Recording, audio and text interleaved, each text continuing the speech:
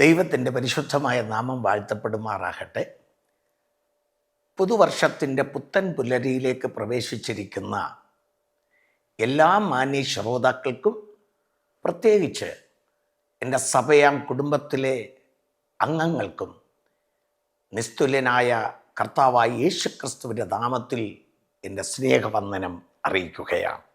2025 വർഷം മുഴുവനും നമ്മെ കരുണയോടെ കാത്ത്, ഒരു മനുഷ്യൻ തൻ്റെ മകനെ തോളിൽ വഹിക്കുന്നത് പോലെ നമ്മെ വഹിച്ച്,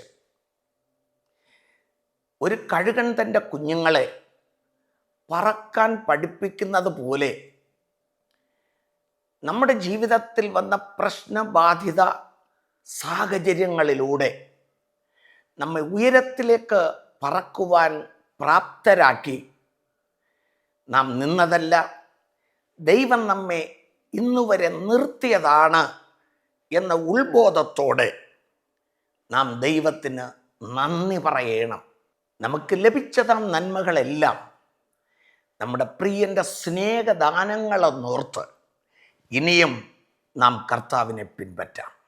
2026 വർഷത്തേക്ക് ദൈവം നമുക്ക് തന്നിരിക്കുന്ന വാഗ്ദത്തം വിശാലമാക്കുക എന്നതാണ്. യെശയ്യാ പ്രവചനം 54-2 വാക്യം, നിന്റെ കൂടാരത്തിൻ്റെ സ്ഥലത്തെ വിശാലമാക്കുക. അതിൻ്റെ 3 വാക്യം, നീ ഇടത്തോട്ടും വലത്തോട്ടും പരക്കും, നിന്റെ സന്തതി ജാതികളുടെ ദേശം കൈവശമാക്കും, ശൂന്യ നഗരങ്ങളിൽ നിവാസികളെ പാർപ്പിക്കുകയും ചെയ്യും. ഈ വാഗ്ദത്തത്തെ നാം നെഞ്ചിലേറ്റിക്കൊണ്ട് ഉത്സുകരായി പ്രവർത്തിക്കുകയാണെങ്കിൽ നിശ്ചയമായും ഓരോ വിശ്വാസികളുടെ ജീവിതത്തിലും അത് നിറവേറുക തന്നെ ചെയ്യും. നമ്മുടെ കുടുംബങ്ങളുടെ അതിരുകൾ വിശാലമാകും. നമ്മുടെ സാമ്പത്തിക സ്രോതസ്സുകൾ അത് വിശാലമാകും. നമ്മുടെ ആത്മീക അനുഭവങ്ങൾ അത് വിശാലതയിലേക്ക് വരും. നിങ്ങളുടെ സംവത്സരങ്ങളെ നന്മ കൊണ്ട് അലങ്കരിക്കുമെന്ന് ദൈവത്തിൻ്റെ വചനം പറയുന്നത് പോലെ 2026 വർഷം സകലവിധ ആത്മീക, ഭൗതിക, സാമ്പത്തിക, ശാരീരിക നന്മകളാൽ ദൈവം നമ്മെ അലങ്കരിച്ച് തൻ്റെ കൃപയിൽ കാക്കട്ടെ എന്ന് ഞാൻ നിങ്ങൾക്ക് വേണ്ടി പ്രാർത്ഥിക്കുന്നു. കർത്താവ് തരുന്ന നന്മകൾ സ്തോത്രത്തോട് അനുഭവിച്ചുകൊണ്ട് പൂർണ്ണ ഹൃദയത്തോടും പൂർണ്ണ മനസ്സോടും പൂർണ്ണ ആത്മാവോടും കൂടെ നമ്മുടെ സത്യദൈവത്തെ ആരാധിച്ചുകൊണ്ട് തികഞ്ഞ ആത്മീയരായി ദേശത്തിൽ വിശ്വസ്തത ആചരിക്കുവാൻ കർത്താവ് നമുക്ക് കൃപയേകട്ടെ. നാശത്തിലേക്ക് ഒഴുകിക്കൊണ്ടിരിക്കുന്ന ജനകോടികളുണ്ട് ഇന്ത്യയിലും. കണ്ണുനീരോടെ വിതയ്ക്കുന്നവൻ ആർപ്പോടെ കൊയ്യുമെന്നുള്ള ദൈവത്തിൻ്റെ തിരുവചനം പോലെ നാം പ്രാർത്ഥനയോടും കണ്ണുനീരോടും ആത്മാക്കൾക്ക് വേണ്ടി ഇടിവിൽ നിൽക്കുകയും ദൈവം നമുക്ക് നൽകിയ ദൗത്യത്തെ ഏറ്റുവാങ്ങിക്കൊണ്ട് സുവിശേഷമാകുന്ന വചനം ദേശത്തിൽ വിതയ്ക്കുവാനും ദേശത്തെ വചനം കൊണ്ട് നിറയ്ക്കുവാനും അത് മുഖാന്തരം അനേകർ രക്ഷിക്കപ്പെട്ട് സഭയുടെ അതിരുകൾ വിശാലമാകുവാൻ, ആത്മാക്കളുടെ എണ്ണം വർദ്ധിക്കുവാൻ, വിശുദ്ധ വേദപുസ്തകത്തിൽ അപ്പോസ്തലന്മാരുടെ കാലത്ത് സംഭവിച്ചതുപോലെ വചനം പരന്നു, അനേകർ വിശ്വാസത്തിന് അധീനരായി തീർന്നു. പുരോഹിതന്മാരിലും അനേകർ കർത്താവിനെ വിശ്വസിച്ചു.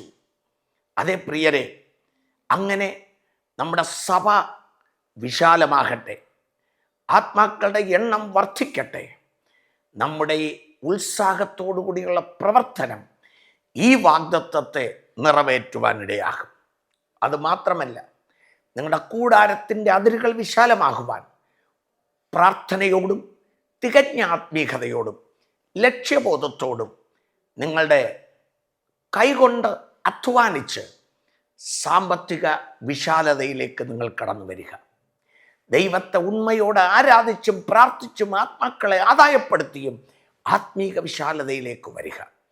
ഈ വാഗ്ദത്തം പോലെ ദൈവം നമ്മുടെ കൂടാരത്തിൻ്റെ സ്ഥലത്തെ വിശാലമാക്കട്ടെ.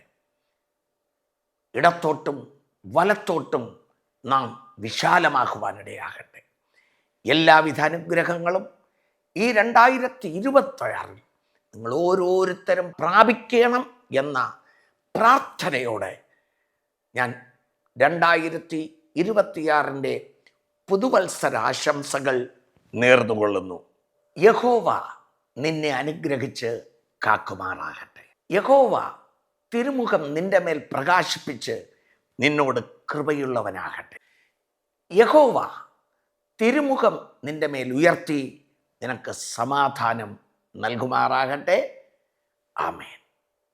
ഒരു വാക്ക് പ്രാർത്ഥിക്കണം. സകല അനുഗ്രഹങ്ങളുടെയും ഉറവിടമായ ഞങ്ങളുടെ ദൈവമേ, പിതാവ് യേശുക്രിസ്തുവിൻ്റെ നാമത്തിൽ തൃപ്പാദങ്ങളിൽ വരുന്നു. 2025 ഞങ്ങളെ ജയോത്സവമായി നടത്തി. ആപത്തുകൾ, മരണങ്ങൾ, കഷ്ടങ്ങളിൽ നിന്ന് കാത്തു. നന്മകൾ ധാരാളം ഞങ്ങൾക്ക് നൽകി. അതിനായി ഞങ്ങളങ്ങ് വാഴ്ത്തുന്നു. ഞങ്ങളുടെ സഭയിലും വാഗ്ദത്തം നിറവേറ്റി സമാധാനം നൽകിയതിനാൽ സ്തോത്രം. കർത്താവേ, 2026 അവിടുന്ന് തന്നിരിക്കുന്ന മുഴുവൻ വാഗ്ദത്തങ്ങളും സഭ ഏറ്റുവാങ്ങി. ഓരോ വിശ്വാസികളും ഏറ്റുവാങ്ങി. വിശ്വാസികളുടെ കുടുംബങ്ങൾ ഏറ്റുവാങ്ങി. അവർ അനുഗ്രഹിക്കപ്പെടുവാൻ ഇടയാക്കണമേ എന്ന് യേശു ക്രിസ്തുവിൻ്റെ നാമത്തിൽ പ്രാർത്ഥിച്ച് അനുഗ്രഹിക്കുന്നു.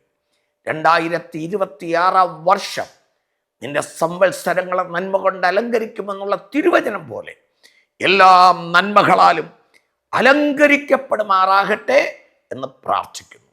യേശുവിൻ നാമത്തിൽ പിതാവേ, ആമേൻ, ആമേൻ. ദൈവം നിങ്ങളെ അനുഗ്രഹിക്കട്ടെ.